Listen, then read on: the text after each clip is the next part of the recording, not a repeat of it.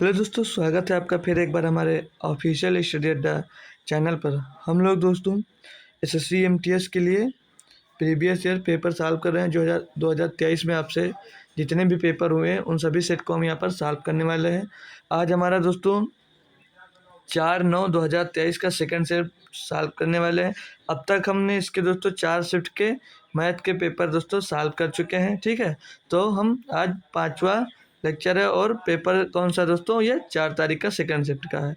तो आइए हम क्वेश्चन स्टार्ट करते हैं। उसके पहले अगर आप लोग हमारे टेलीग्राम चैनल से दोस्तों जुड़ना चाह रहे हैं तो आप ऑफिशियल स्टडी अड्डा सर्च कर जुड़ सकते हैं, या उसकी लिंक आपको डिस्क्रिप्शन में दी जाएगी, आप वहां से उसे ज्वाइन कर सकते हैं।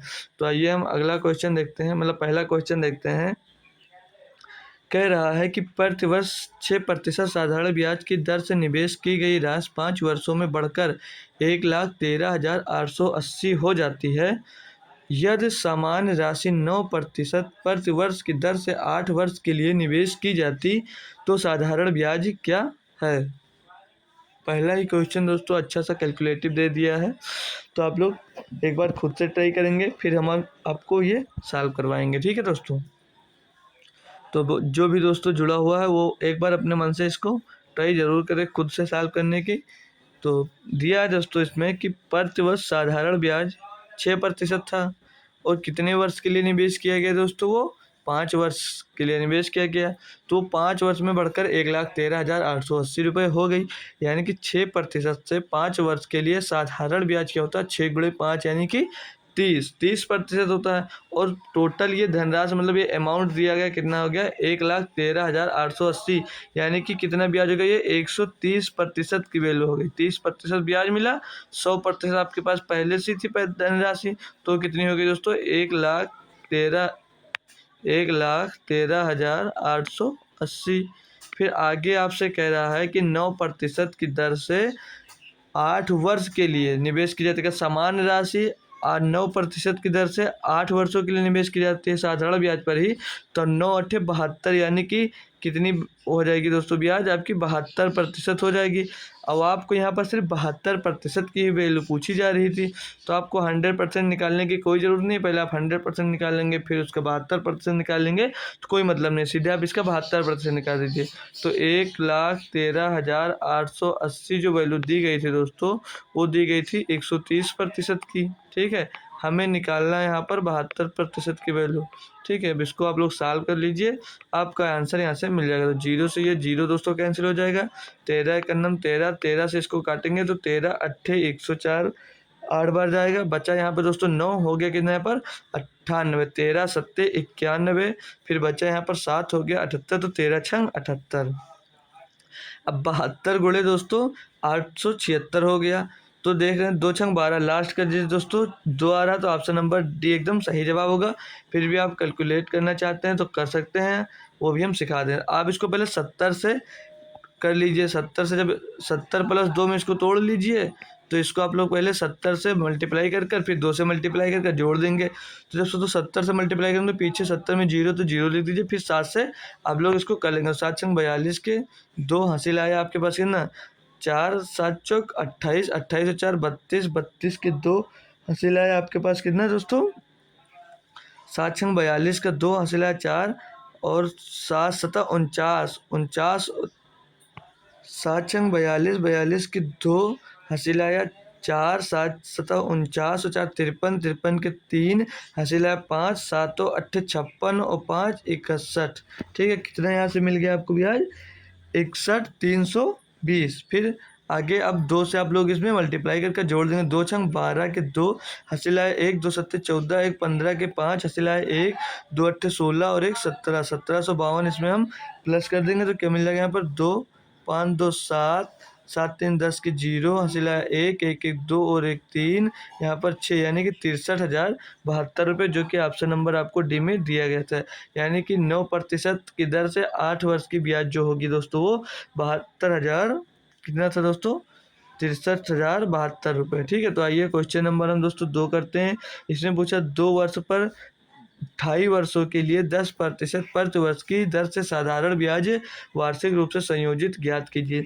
यानी 10% की दर से 2.5 वर्ष की बात कर रहा है तो पहले वर्ष के में कितना मिलेगा दोस्तों 10%, दूसरी वर्ष में दोस्तों कितना मिलेगा 10%, और 2.5 वर्ष के मतलब आधे वर्ष की बात कर रहा है तो ब्याज 10% था, तो आधे वर्ष की बात कर रहा है तो 2 से डिवाइड कर देंगे, यानी कि अगले तीसरे बार में उसे 5% का ब्याज मिलेगा। ठीक है, अमाउंट दोस्तों आपके पास 2000 है, ब्याज पहले महीने में दोस्तों आपको मिला कितना 10%, यानी 2000 का 10% कितना हो जाएगा दोस्तों 200 रुपये।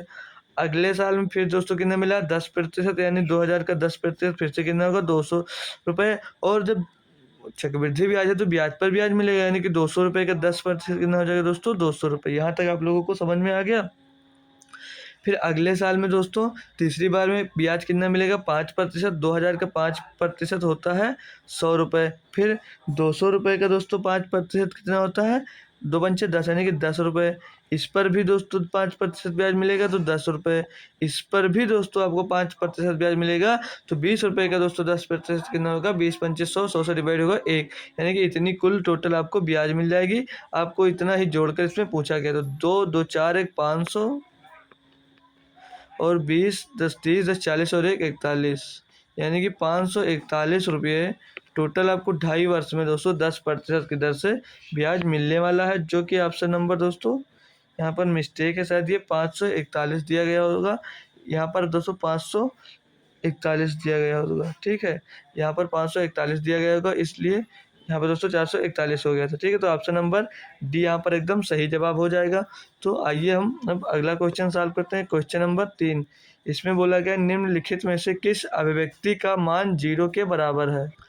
फालतू का टाइम वेस्ट करवा रहा है दोस्तों क्वेश्चन, तो पहला चेक करेंगे हम। तो 2 3 6 + 5 यानी कि कितना मिल गया 11। अंदर देखेंगे तो 3 है, तो 2 दूनी 4, 4 में से दोस्तों ये 3 जाएगा तो बचेगा -1, ये 2 अंदर मल्टीप्लाई होगा तो कितना हो जाएगा दोस्तों -2, -2 से दोस्तों +1 जुड़ेगा तो कितना हो जाएगा 3, और इस माइनस ये माइनस होगा तो आ जाएगा 8, तो ये 0 के बराबर नहीं है, तो ये ऑप्शन आपका गलत जवाब। Question number B, option number B को चेक करते हैं। तो 2 3 6, 6 में से 5 गया, बचा 1। अंदर की बात करते हैं हम, तो 2 दूनी 4, 4 दोस्तों यहाँ पर बचा कितना 1, प्लस माइनस का 1 बचा। अब प्लस का 2 अंदर मल्टीप्लाई होगा तो माइनस का क्या हो जाएगा दोस्तों माइनस का 2 हो जाएगा। और यहाँ पर जब ये दोस्तों ये प्लस का 1 जोड़ेगा तो बचेगा कितना 1, और 1 यहाँ से दोस्तों जब मल्टीप्लाई हो जाएगा ये आपका अंदर, तो कितना हो जाएगा -1 आ जाएगा। यहाँ पर 0 मिल सकता है आपको, तो यहाँ से 0 मिल गया, तो ऑप्शन नंबर बी आपका हो सकता है। बट हम सी भी आपको चेक कर कर दिखा देते हैं। तो 2 3 6, 6 में से 5 गया, बच्चा 1, यहाँ पर प्लस बचा। ठीक है, अंदर देखेंगे 2 दूनी 4 और 3, 4 से 3 जाएगा, -1 बचेगा, ये अंदर मल्टीप्लाई होगा तो कितना बचेगा -1 से -1 चला जाएगा, तो यहाँ पर आएगा जाएगा दोस्तों 0। तो ये सी ऑप्शन नहीं हो सकता, डी ऑप्शन देखोगे जब आप, तो 2 3 6 में से 5 गया तो बचा 1, 2 दूनी 4, यहाँ पर -1 बचा, ये अंदर मल्टीप्लाई होगा तो -1 से -2 का मल्टीप्लाई होगा दोस्तों, तो +2 हो जाएगा। +2 में 1 जुड़ जाएगा तो कितना हो जाएगा +3, +3 में दोस्तों फिर से माइनस का मल्टीप्लाई होगा तो -3 आ जाएगा, यहाँ पर -2 आंसर आ जाएगा। तो ऑप्शन नंबर डी यहाँ पर भी गलत जवाब होगा, ऑप्शन नंबर बी एकदम सही जवाब होगा दोस्तों। ये भी क्वेश्चन आप लोग सॉल्व कर लिए, अच्छा सा था, ईजी था। अगला क्वेश्चन कह रहा है एक पंसारी ने 40 रुपये प्रति किग्रा की दर से 50 किग्रा चीनी खरीदी, चीनी लिख गया, चीनी खरीदी, उसे 30 रुपये प्रति किग्रा 30 रुपये प्रति किग्रा की दर से 70 किलोग्राम चीनी के साथ मिलाया गया। 20% लाभ कमाने के लिए उसे मिश्रण प्रति किलोग्राम किस दर पर बेचना चाहिए। तो इसमें एलिगेशन का क्वेश्चन है, बट हम एलिगेशन नहीं लगाने वाले हैं। ठीक है, क्यों नहीं लगाएंगे, देखिए आप 40 रुपये किलो चीनी है, वो कितनी दोस्तों 50 किग्रा, 40 रुपये किलोग्राम चीनी है, 40 रुपये किलोग्राम प्रति किलोग्राम चीनी, वो कितने किलो है 50 किलो। फिर आगे कितनी किलो है 30 किलोग्राम है, 30 रुपये प्रति किलोग्राम की दर से है 70 किलोग्राम चीनी। और बट्टे में टोटल कितनी चीनी है दोस्तों 50 20 70, 50 और 70 कितना हो गया 120 हो जाएगा। अब इसको आप लोग सॉल्व करेंगे जब 50 का कितना होगा दोस्तों 4 पंजे 20, यानी कि 2000, और ये 7 कैसे नहीं 2100, तो कितना हो जाएगा दोस्तों ये 4100 बट्टे में दोस्तों 120। पूछ रहा है आगे कि 20% लाभ कमाने के लिए उस मिश्रण को किस दर पर बेचना चाहिए। तो इस 20% का लाभ कमाना है, यानी कि 120 में इसको बेचना है, 120/100। अब आप लोग इसको कैलकुलेट कर लीजिए, आपका आंसर मिल जाएगा। तो 120 से 120 कैंसिल, 1 2 0 से कैंसिल, आगे कितना है दोस्तों 41, यानी कि 41 रुपये में उससे बेचेंगे आप, तो आपको 20% का लाभ यहाँ पर मिल जाएगा। ऑप्शन नंबर ए एकदम आपका सही जवाब हो गया, एलिगेशन लगाने की कोई ज़रूरत ही नहीं पड़ी। अब क्वेश्चन नंबर 5 दोस्तों, इसमें क्या कहा है कि एक बर्तन में द्रव ए और द्रव बी का अनुपात 4:9 है। यदि बर्तन में 8 लीटर द्रव ए मिलाया जाए तो नया अनुपात 8:9 हो जाता है, तो मूल मिश्रण में द्रव ए की मात्रा लीटर में ज्ञात कीजिए। यानी पहले ए और बी द्रव का अनुपात कितना था, 4:9 दिया था, फिर बोल रहा है कि 8 लीटर द्रव ए मिलाया था, तो अनुपात कितना हो जाता है 8:9। तो 9 बी हमारा समान है, ये ए से ए बढ़ा दोस्तों, ए ही मिलाया जाता था, 4 बढ़ा, 4 बराबर कितना दे रहा है दोस्तों यहाँ पर 4 बढ़ा, 4 बराबर दे रहा है 8, तो 1 बराबर कितना हो जाएगा 2 लीटर। तो पूछ रहा है मूल मिश्रण में द्रव ए की मात्रा, तो पहले 4 थी, तो 4 की वैल्यू पूछ रहा है, यानी कि 8 लीटर थी। तो ऑप्शन नंबर बी एकदम सही जवाब हो जाएगा, बी ऑप्शन एकदम सही जवाब होगा। आई होप दोस्तों क्वेश्चन समझ लिए होंगे। अगला क्वेश्चन है क्वेश्चन नंबर 6। क्वेश्चन नंबर 6 दिया अच्छा सा, आप लोग इसको एक बार ट्राई करिए, कुछ टाइम लेकर देखते हैं कि आप लोग इसको सॉल्व कर सकते हैं दोस्तों।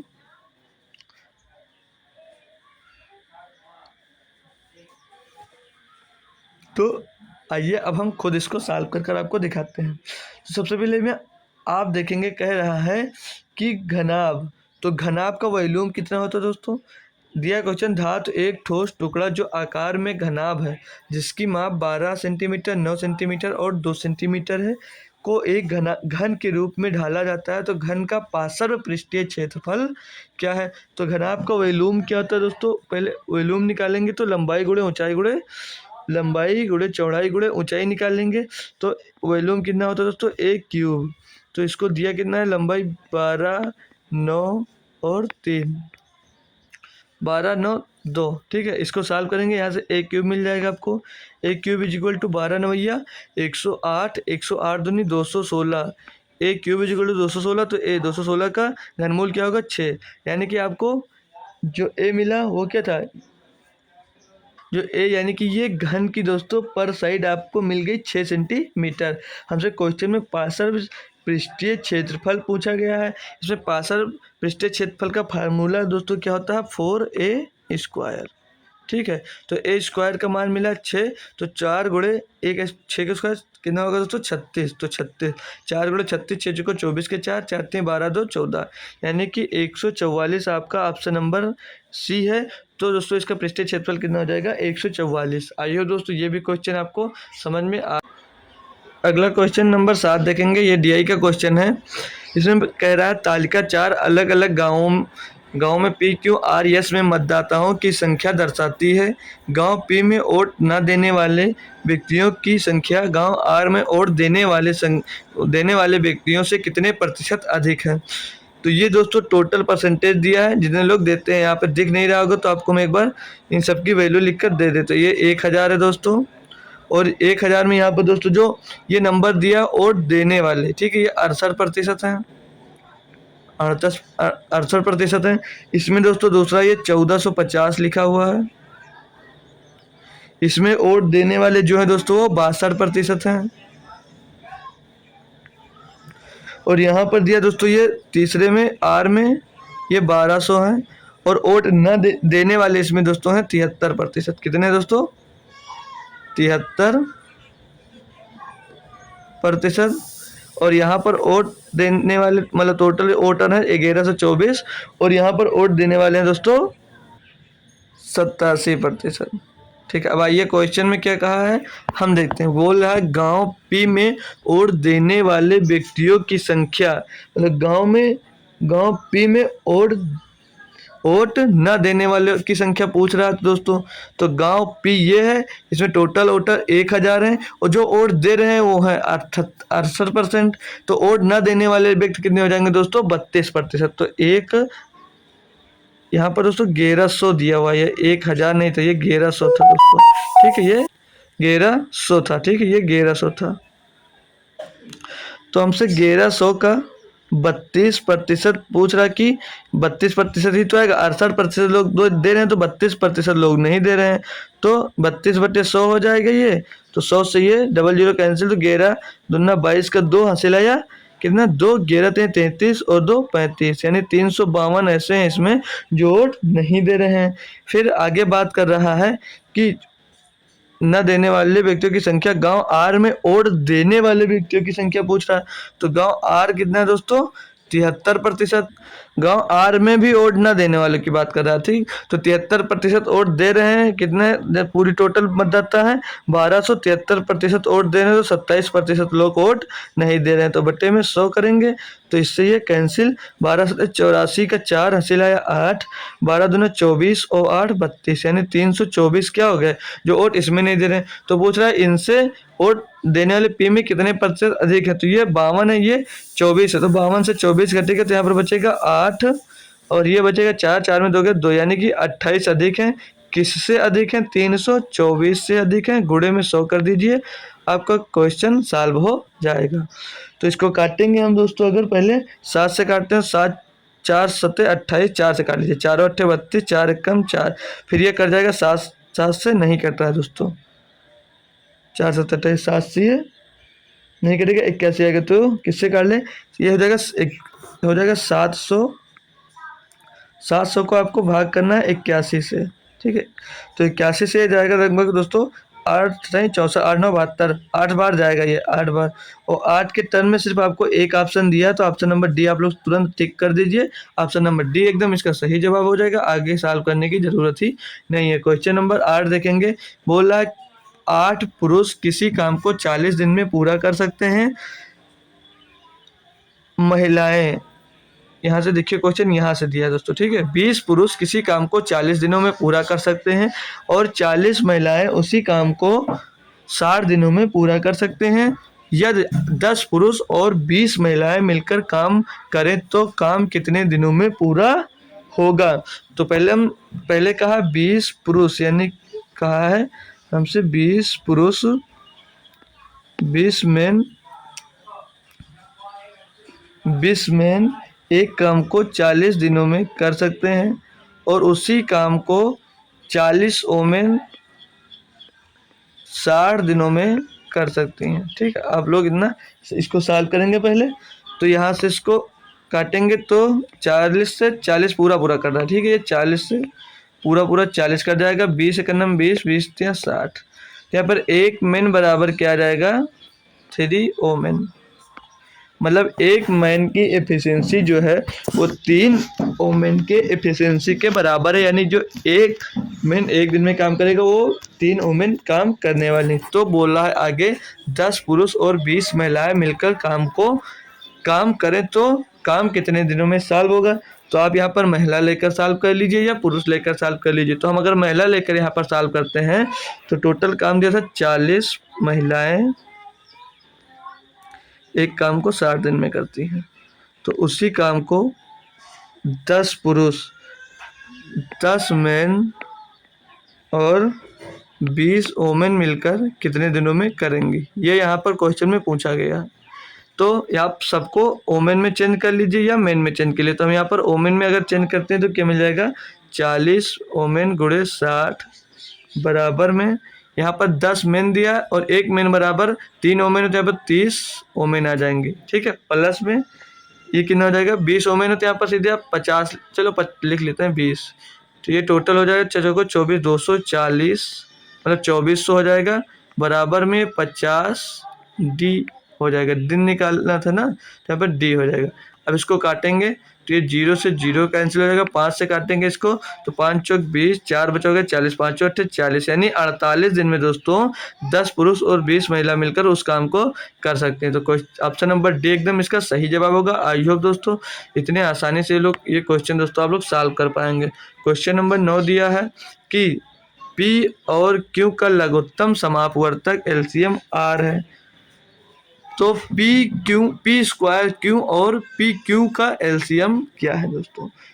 तो यानी यहाँ पर आर वो नंबर है जो पी और क्यू से डिवाइड हो जाता है। जैसे ये पी और क्यू का एलसीएम P और Q का एलसीएम दोस्तों क्या दिया है R, तो हमें निकालना है किस किस का एलसीएम है P स्क्वायर Q और P का हमें Q का स्क्वायर निकालना है। यहाँ पर P और Q का हमें पहले से एलसीएम दिया R, तो यहाँ पर P और Q का एलसीएम तो R है, तो P और Q से P से और R से P और Q से दोस्तों R डिवाइड होगा तभी एलसीएम होता है। तो यहाँ पर नंबर हमको दिया था P स्क्वायर और Q स्क्वायर, तो यहाँ से P Q से डिवाइड है, लेकिन यहाँ पर P स्क्वायर दिया है, तो एक बार यहाँ पर दोस्तों P का आप लोग मल्टीप्लाई कर देंगे और यहाँ पर एक बार Q दिया है तो आप लोग यहाँ पर एक बार Q का मल्टीप्लाई कर देंगे। क्यों? क्योंकि दोस्तों ये एलसीएम वही नंबर होता है दोस्तों जो इन दिए हुए नंबर से दोस्तों डिवाइड हो जाए। तो यहाँ पर एक बार P और Q दोस्तों R में मिल जाएगा, तो यहाँ पर P स्क्वायर यानी 2 बार दिया तो एक बार P से मल्टीप्लाई हो जाएगा, और यहाँ पर Q 2 बार दिया तो एक बार यहाँ पर दोस्तों Q से मल्टीप्लाई हो जाएगा। तो इसका एलसीएम दोस्तों जो होगा PQR होगा। इसका एलसीएम क्या हो जाएगा दोस्तों PQR। बहुत ही बेहतरीन क्वेश्चन दोस्तों ये होगा, लगभग स्टूडेंट इसमें दोस्तों गलती करते होंगे, तो इसका एलसीएम होगा PQR। ठीक है दोस्तों, क्वेश्चन नंबर 9 भी आप लोग अच्छे से सॉल्व कर लीजिए। क्वेश्चन नंबर 10 बार देखिए एक बार और अपने आप से दोस्तों करने की कोशिश करिए। तब तक हम इसको पढ़ते हैं कि क्या दिया गया है। क्वेश्चन में हमको कह रहा है 17 पुरुषों का औसत वजन 63 किलोग्राम है। मतलब 17 पुरुष हैं, उनका औसत किलोग्राम कितना है दोस्तों? उनका औसत किलोग्राम 63 है। ठीक, आगे बोल रहा है और 36 महिलाओं का औसत वजन 54 किलोग्राम है। मतलब 36 महिलाएं हैं, उनका औसत किलोग्राम दोस्तों 54 दिया गया। आगे क्वेश्चन पढ़िए, बोल रहा है सभी पुरुषों और महिलाओं का औसत वजन किलोग्राम में क्या है। मतलब इन सभी का औसत किलोग्राम में क्या है, तो इनका दोस्तों मल्टीप्लाई करेंगे इधर हम, तो 17 छक्का 17 तो 51 के एक हसीला है 5, 17 छक्का 102 और 5 107 हो जाएगा, 171 मिल गया पुरुषों का औसत। फिर महिलाओं को बात करा 36 चौके 144 होता है, 44 के 4 हसीला आ जाएगा आपके पास 14, 36 पंचे 180, 180 में 14 जुड़ेगा तो 194 हो जाएगा। अब इनको टोटल पूछ रहा था, टोटल मतलब टोटल का औसत वजन कितना किलोग्राम होगा, तो 7 6 13 का 3 हसीला 1 4 1 5, यानी कि टोटल लोग कितने हो गए अब 53, और इनको जोड़कर आपको अब 53 से डिवाइड करना। सभी का औसत पूछ रहा था ना, तो 4 1 5, 7 4 11 के 1 हसीला 1, 9 1 10 1 9 1 10 10 का 0 हसीला 1, 2 और 1 3, 315 को आपको 53 से डिवाइड करने की बात कर रहा है। तो ये कितनी बार जाएगा? 53 से 6 बार जाएगा तो कितना हो जाएगा दोस्तों?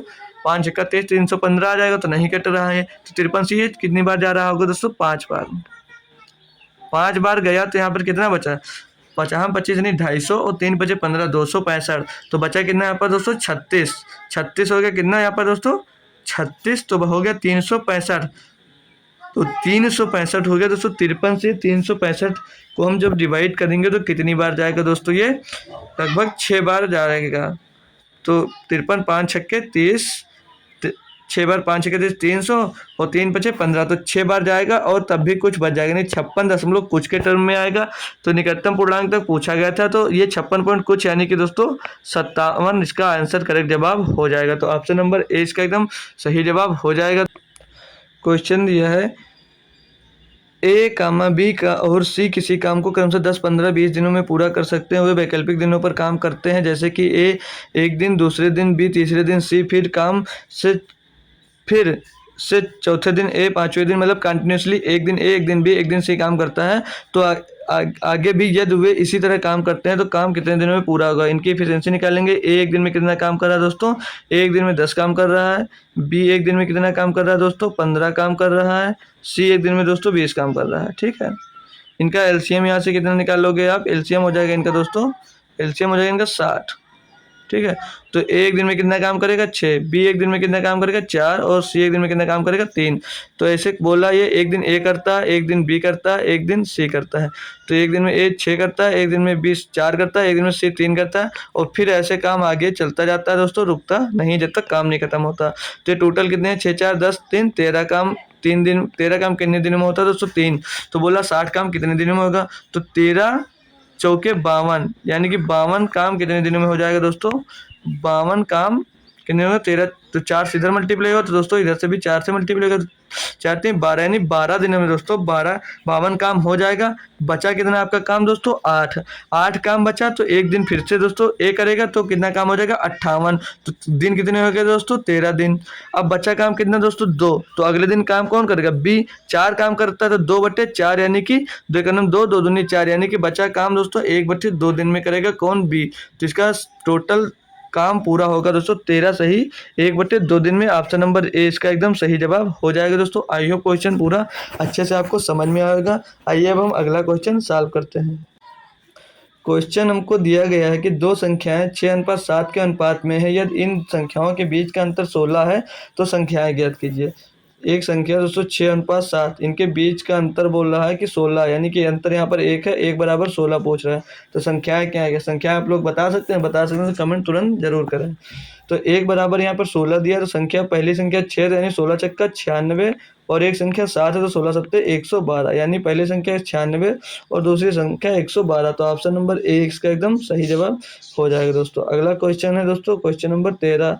यहाँ पर डीआई दिया है दोस्तों, डीआई दोस्तों अच्छे से आ नहीं रहा, बट यहाँ पर आपको दिख रहा होगा, ये दोस्तों 2003 की बात है, ये 2000 दोस्तों 3 दिया है यहाँ पर, ये 2002 है, ये 2001 है, 2000 है ये, और यहाँ पर 0 है, ये 10 है, ये 20 है, ये 30 है, 40 है, 50 है, 60 है। ठीक है, यहाँ तक आपको समझ में आ गया। अब क्वेश्चन पढ़ते हैं। बोल रहा है 13, क्वेश्चन नंबर 13 है, निम्नलिखित बार ग्राफ 2013 के दौरान 3 कंपनियां एक्स वाई और जेड द्वारा सीमेंट के उत्पादन को दर्शाता है, मात्रा लाख बैग में है।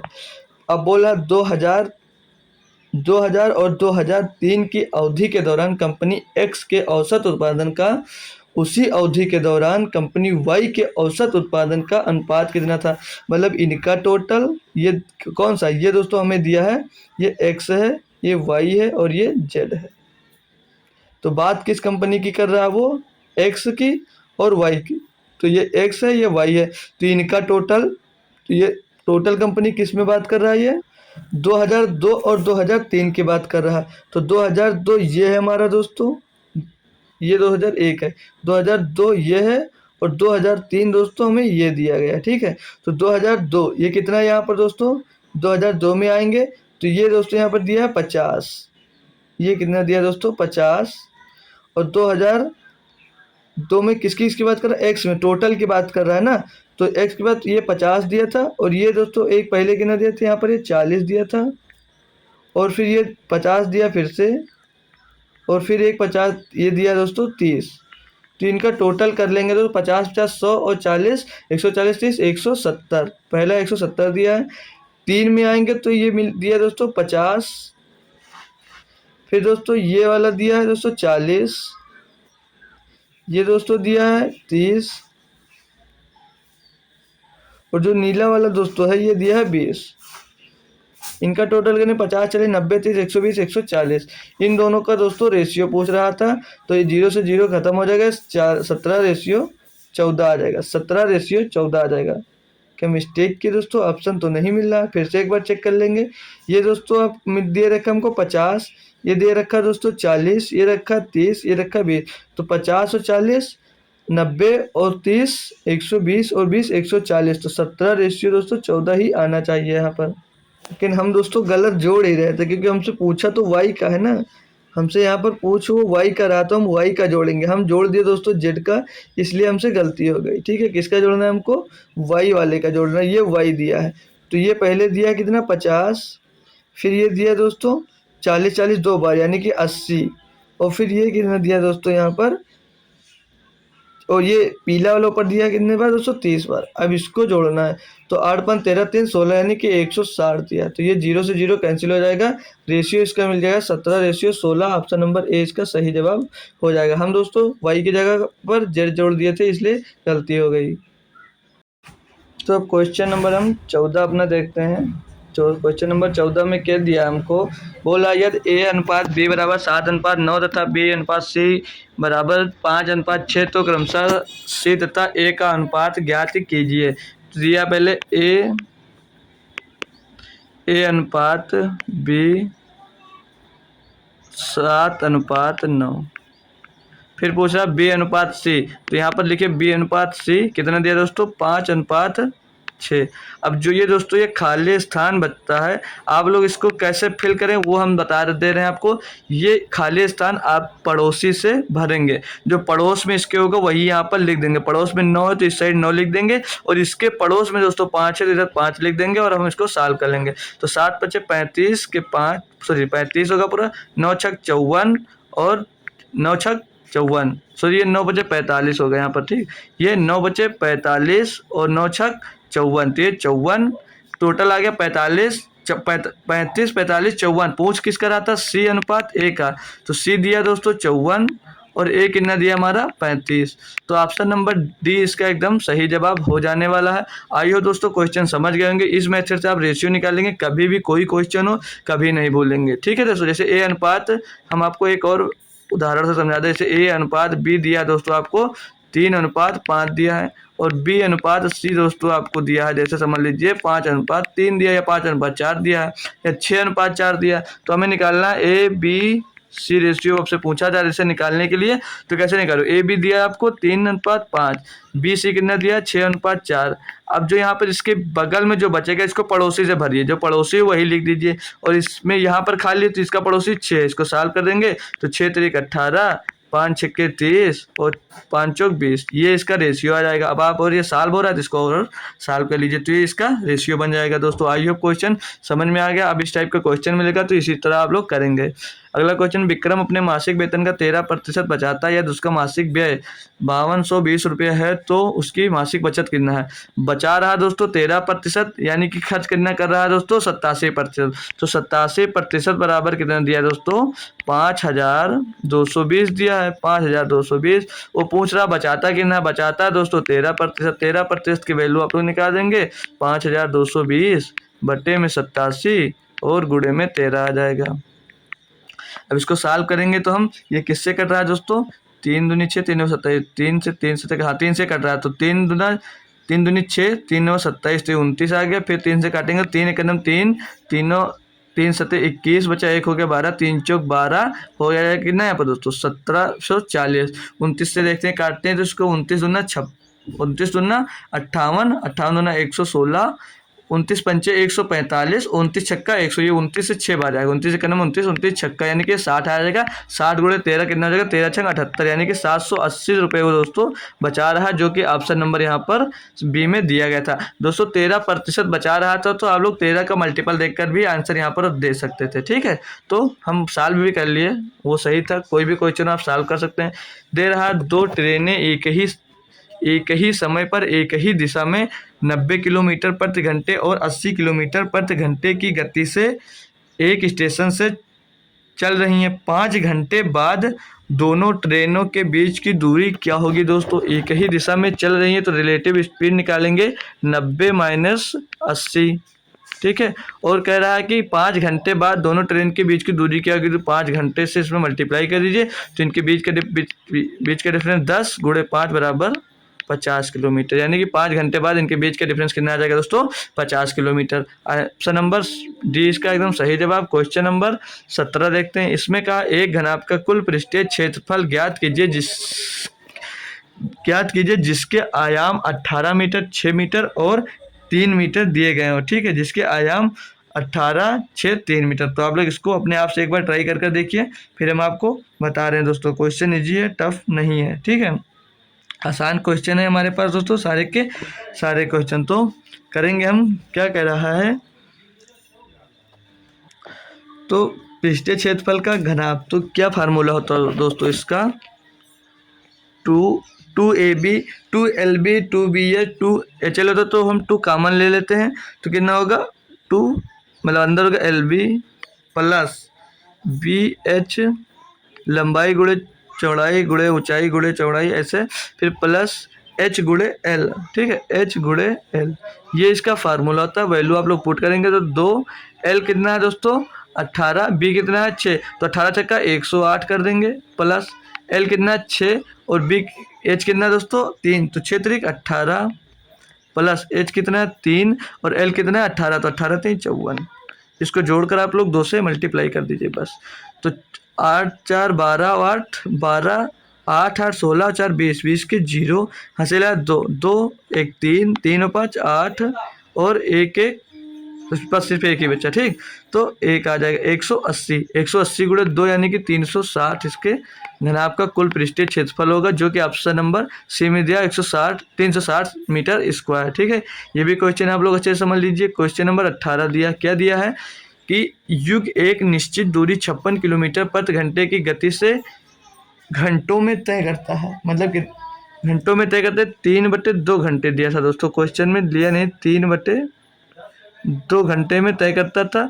यहाँ पर दोस्तों भी देख लेंगे, इंग्लिश में हम सही कर लेंगे, एक इंग्लिश में भी गलत होगा दोस्तों, इन 2 आवर्स, 2 नहीं दोस्तों 3/2 है यहाँ पर, ठीक है, थोड़ा सा मिस्टेक हुआ, ठीक है। एक युग एक निश्चित दूरी 56 किलोमीटर प्रति घंटे की गति से 2.5 घंटों में तय करता है। यदि वह समान दूरी 7 घंटे में तय करना चाहता है तो उसकी गति किलोमीटर प्रति घंटे में क्या होगी। दोस्तों 56 किलोमीटर की दूरी कितने घंटों में तय करता है, 56 किलोमीटर की दूरी हमें ज्ञात करना है गति, ठीक है, गति ज्ञात करना है। तो 56 किलोमीटर की दूरी कितनी देरी में ज्ञात करता है दोस्तों, 3/2 घंटे में, ठीक है। तो यहाँ से हमें दूरी आ जाएगी, तो 2 से इसको डिवाइड करेंगे तो 28 बार जाएगा, 28 से कितना जाएगा 84। अब 28 में 84 होगा दोस्तों, 28 में 84। अब आगे पूछ रहा है कि यदि वह समान दूरी 7 घंटे में तय करता है तो उसकी गति ज्ञात कीजिए। तो ये दूरी आ गई और चाल कितनी है आपकी 7 का मतलब समय कितना है 7 घंटे, इसको डिवाइड करेंगे 7 से, 7 के नाम 7 7 दूनी 14, यानी कि वो 12 किलोमीटर प्रति घंटे की गति से वो तय करेगा दूरी पूरी, वो मतलब 1 घंटे में वो 12 किलोमीटर चलेगा दोस्तों। क्वेश्चन नंबर 19 देखते हैं। इसमें बोला गया है कि एक व्यक्ति 2,800 रुपये में एक टेबल पंखा खरीदता है, उसे 12% हानि पर बेचता है, टेबल पंखे का विक्रय मूल्य ज्ञात कीजिए। यहाँ पर 12% की हानि यानी कि बेचा कितने में दोस्तों, वो 88% में। तो दोस्तों ये 2800 रुपये का पंखा है, 12% की हानि हुई तो 12% की वैल्यू निकाल कर आप इसमें से घटा दीजिए, 88% निकाल लीजिए, तो ये आसान पड़ेगा। तो 12% निकालेंगे तो 0 से 0 कैंसिल हो जाएगा, 12 8 96 का 6 हासिल आएगा हमारे पास, 9 12 दूना 24 24 और 9 होता है 33, तो 336 इसमें से घटा दीजिए, जो वैल्यू आएगी आपकी मिल जाएगी। तो 10 में 6 गया 4, 9 में 3 गया 6, यहाँ पर बचा 7, 7 में 4 गया, बचा कितना 7 में 4 गया 3 गया, बचा 4 और यहाँ पर 2, 24 से 1 मिनट दोस्तों, 2464 रुपये हो गई दोस्तों उसकी मूल्य, 2464 रुपये मूल्य होगी जब वो दोस्तों 12% मूल्य घटा दे रहा है।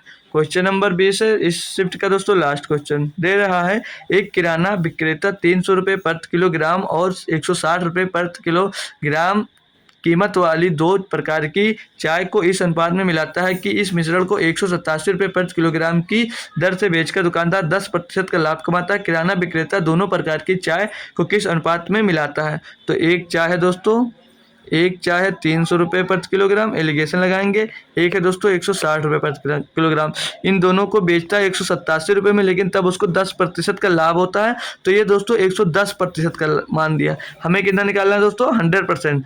तो ये दोस्तों 10% का लाभ कमाता है, यानी कि कितने का मान हो गया दोस्तों, ये 110 का मान हो गया है, निकालना आपको 100 का मान है, तो बटे 110 कर देंगे तो 110 होगा, ठीक है 110। 11 से काटेंगे दोस्तों इसको, तो ये 11 से कटेगा 11 धामा 110 और 11 से कटेगा 11 का नाम 11, 11 से 77, ये 10 धामा 100, यानी कि इसकी मूल्य निकल कर आ जाएगी 170 रुपये, जो ये 170 रुपये में इसका तैयार हो रहा था और बेच रहा था 10% लाभ, यानी कि 187 में। अब इसको निकालेंगे तो 170 से दोस्तों 160 घटेगा तो 10 बचेगा और 170 से दोस्तों 300 घटेगा तो 130 बचेगा। यहाँ से रेशियो निकाल लेंगे हम जब, तो ये 0 से ये 0 कैंसिल, यानी कि 1 रेशियो कितना आ गया 1 रेशियो 13 इसका आ गया आंसर। तो 1 रेशियो 13 में दोस्तों मिला रहा था, ठीक है। तो ऑप्शन नंबर यहाँ पर 20 सही होगा दोस्तों, ऑप्शन इधर उधर है, तो ऑप्शन नंबर 20 का एकदम सही जवाब होगा। तो आज हम लोग दोस्तों 4 सितंबर 2023 के सेकेंड शिफ्ट के सारे क्वेश्चन सॉल्व किए। आई होप दोस्तों आपको सारे क्वेश्चन बहुत ही अच्छे से समझ में आ गए होंगे। अब इसमें आपको कोई दिक्कत नहीं होने वाली है दोस्तों। तो इसी तरह दोस्तों हम अगली शिफ्ट सॉल्व करेंगे, 4 तारीख की ही दोस्तों थर्ड शिफ्ट होगी। तो आई होप इस लेक्चर के सारे क्वेश्चन आपको समझ में आ गए होंगे। तो अगर दोस्तों क्वेश्चन समझ में आ गया है तो बहुत ही अच्छी बात है। अगर नहीं आया तो आप हमारा इस टेलीग्राम चैनल को ज्वाइन कर ले, वहाँ पर अपना डाउट ज़रूर भेजिए, हम वहाँ पर आपका डाउट दोस्तों सॉल्व करेंगे। अगर और भी कोई दिक्कत है, टेलीग्राम नहीं ज्वाइन कर पा रहे हैं, तो उसकी लिंक आपको डिस्क्रिप्शन में मिल जाएगी। फिर भी कोई दिक्कत आती है तो दोस्तों आप हमारे इस नंबर पर कॉन्टैक्ट कर सकते हैं। इस नंबर पर मैथ्स से रिलेटेड कोई भी दोस्तों क्वेश्चन भेजेंगे, उसका सोल्यूशन आपको पूर्णतः दिया जाएगा। कोई भी दिक्कत होगी यहाँ से आपको सॉल्व कर दिया जाएगा। ठीक है दोस्तों, तो थैंक यू सो मच दोस्तों। अगले लेक्चर में हम आपसे मिलते हैं। अगला लेक्चर आपको कल मिलेगा 4 तारीख का, थर्ड शिफ्ट। तो ऐसे ही दोस्तों जुड़े रहने के लिए आप हमें सब्सक्राइब कर सकते हैं नए हैं अगर तो, और वीडियो को लाइक ज़रूर कर दें दोस्तों, और वीडियो को अपने दोस्तों के पास ज़रूर शेयर करें दोस्तों। तो जय Hind, thank you so much.